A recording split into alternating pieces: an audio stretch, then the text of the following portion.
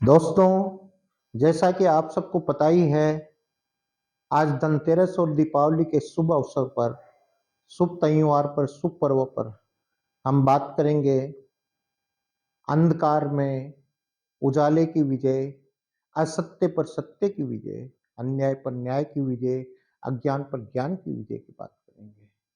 दोस्तों, राम और रावण का युद्ध चल रहा था और महासंग्राम चल रहा था। उस वक्त क्रम ये चलता जा रहा था, कभी रामा दल विजय तो कभी रावण दल विजय, कभी रामा दल में हताशा तो कभी रावण दल में हताशा। एक दिन भगवान राम का रावण के साथ आमने सामने युद्ध हुआ। पूरे दिन भर युद्ध चलता रहा और पूरे दिन भर अट्टहास करके रावण युद्ध में गरजता रहा, जीतता रहा और रामा दल में हाहाकार मच गया और सब लोग हताश हो गए। शाम तक यही क्रम चलता रहा और रामा दल आखिरकार उस दिन पराजय होकर के शाम को वापस लौटा और रावण दल जीत करके अपने स्थान पर गया। अट्टहास करते हुए सब लोग गए और जाने के बाद भी अट्टहास की ध्वनियां सुनाई दे रही थी रावण के दल में। दोस्तों, एक चीज हमेशा मान करके चलिए कि अहंकार हमेशा अट्टहास करता है, नम्रता हमेशा झुकती है। जब पेड़ के फल लगता है तो वो हमेशा झुकता है। ये युद्ध मामूली युद्ध नहीं था दोस्तों, ये एक आतंक के प्रतीक रावण के प्रति युद्ध था। आतंक का प्रतीक था और आतंक का प्रतीक ही नहीं था, साथ साथ में वो महाविद्वान भी था, प्रखंड ज्ञानी भी था, चारों वेदों का ज्ञाता भी था। ऐसे व्यक्ति के साथ राम का युद्ध था। और जैसा आप सब जानते ही हैं कि भगवान राम का तो अवतार ही राक्षस का वध करने के लिए हुआ था और ऐसे समय में हुआ था जब धरती त्राहिमाम त्राहिमाम कर रही थी। सभी देवता भय से कांपते थे, राक्षसों के भय से कांपते थे। मनुष्यता त्राहिमाम कर रही थी, मनुष्यता हताश हो चुकी थी। ऐसे समय में राम का अवतार हुआ था। संत महात्मा ऋषि मुनि सभी उनके त्रास से विचलित थे। ऐसे में राम का अवतार हुआ था और भगवान का राम का लक्ष्य हमेशा यही रहा है, यही रहा था कि सभी राक्षसों के विहीन करके इस पृथ्वी को राक्षस मुक्त कर देना है और एक सुशासन की स्थापना कर देनी है। ऐसे समय में जब उस दिन युद्ध का अंत हुआ, रामादल में हताशा थी, निराशा थी, सभी लोग निरुत्साह थे। भगवान राम, लक्ष्मण, विभीषण जी, सुग्रीव, सामने जामवंत जी, भगवान प्रभु श्री राम के चरणों में हनुमान जी, ये सब लोग बैठे हुए थे। भगवान श्री राम के चेहरे पर चिंता की लकीरें थी। जामवंत जी ने पूछा, प्रभु, आपके ही चेहरे पर अगर, आपके मुखमंडल पर अगर चेहरे की चिंता की लकीरें रहेगी तो रामादल में उत्साह वापस कैसे लौटेगा? हार और जीत तो होती रहती है, लेकिन जरूरी है कि उत्साह वापस बढ़ाने के लिए आप हमारे सबके लीडर हैं, इसलिए जरूरी है कि आपके चेहरे पर उत्साह हो और आप वापस उत्साह वर्धन कीजिए। भगवान राम ने बोला कि जामवंत जी, मैं इसलिए उदास नहीं हूँ, एक दिन की हार से भी उदास नहीं हूँ।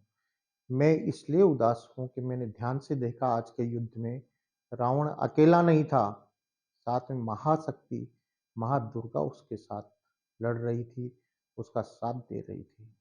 मैं रावण से तो लड़ सकता हूँ, लेकिन माँ दुर्गा से कैसे लड़ूं, शक्ति से कैसे लड़ूं?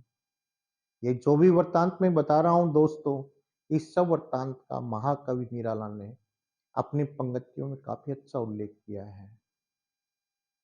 अंधेरा कितना भी अंधेरा कितना भी गहरा हो, चाहे 7 समुद्र पार हो, उजाला विजय हुआ सदा, अगर सत्य आधार हो। हमेशा उजाले की विजय होती है। जब ये सब बातें हो रही थी, फिर जामवंत जी ने बोला कि प्रभु, अगर माँ दुर्गा उसका साथ दे रही है तो लोहा को लोहा ही काट सकता है, आपको भी शक्ति की आराधना करनी चाहिए। तब प्रभु श्री राम ने 9 दिन तक माँ दुर्गा की आराधना की। हनुमान जी को आदेश किया गया नीलकमल सरोवर से लाए जाए। हनुमान जी नीलकमल लेकर के आए। भगवान श्री राम आराधना में बैठे, ध्यान में बैठे और पीछे से रण की बागडोर लक्ष्मण जी ने संभाली। 9 दिन तक ध्यान चलता रहा भगवान का। जब 9वें दिन कमल चढ़ाया प्रभु श्री राम ने माँ के चरणों में, तो माँ दुर्गा ने स्वयं उठा लिया, भगवान को आशीर्वाद दिया, विजय का वरदान दिया। प्रभु श्री राम ने रावण का वध किया 10वें दिन अपने अमोघ अग्निबाण से। इसी उपलक्ष्य में ये 9 दिन भगवान ने जो शक्ति की पूजा की है, इसी के उपलक्ष्य में नवरात्रि का पर्व मनाया जाता है। और दशहरे का पर्व इसलिए मनाया जाता है, भगवान राम ने रावण का वध किया था 10वें दिन।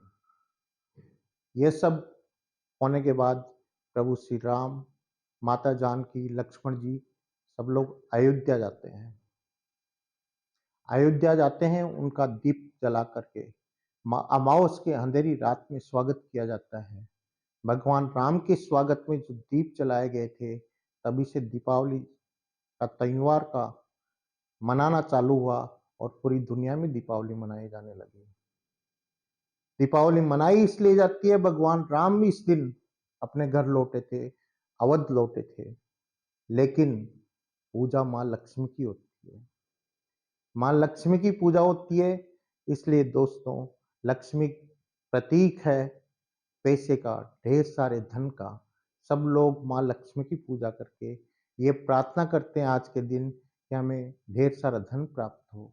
जैसे भगवान राम का लक्ष्य राक्षसों का विनाश करना था, वैसे ही आपका जो भी लक्ष्य है, आपका जो भी अपने जीवन में गोल है, धन प्राप्त करना, सामर्थ्य प्राप्त करना, ताकत प्राप्त करना, सुख शांति प्राप्त करना, डिवाइन पावर प्राप्त करना, स्पिरिचुअलिटी प्राप्त करना, सोशल स्टेटस प्राप्त करना, वो सब आपका लक्ष्य बना करके आप अल्फा में जाना चालू कीजिए, मेडिटेशन में जाना चालू कीजिए, आपको जरूर प्राप्त होगा।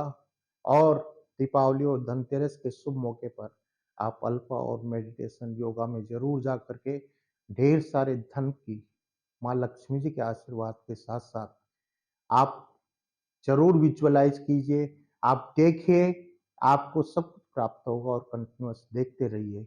इतने पिंक पिंक नोट देखिए आप कि इनकम टैक्स वालों की नजरें भी पड़ने उसके ऊपर पड़ जाए। दोस्तों इतना सुंदर वीडियो है। मैं महेश अग्रवाल आप सबसे ये रिक्वेस्ट करना चाहता हूँ, इस वीडियो को रोकिए नहीं, लाइक कीजिए, सब्सक्राइब कीजिए और अपने सभी जानकार लोगों को भेज दीजिए। ये वीडियो रुकना नहीं चाहिए, इतना अच्छा वीडियो है, अच्छा पर्व के ऊपर बनाया गया है और ऐसा बनाया गया है कि सबको धन प्राप्ति का लाभ हो सकता है और सब कृतार्थ हो सकते हैं। इसलिए इसको इतना वायरल कर दीजिए, कम से कम 1 लाख लाइक्स और सब्सक्राइब्स मिले। दोस्तों धन्यवाद।